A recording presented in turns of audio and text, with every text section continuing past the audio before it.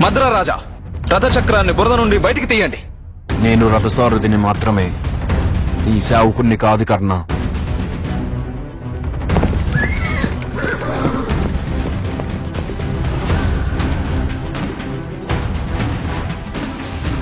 ఈ యుద్ధం పూర్తయిన తరువాత ఈ మాతకు నీ జన్మ వృత్తాంతాన్ని ప్రకటించేందుకు అనుమతినివ్వు పుత్ర. ఇదే అనువైన సమయం. అంగరాజు కర్ణుణ్ణి వధించు. సోదరా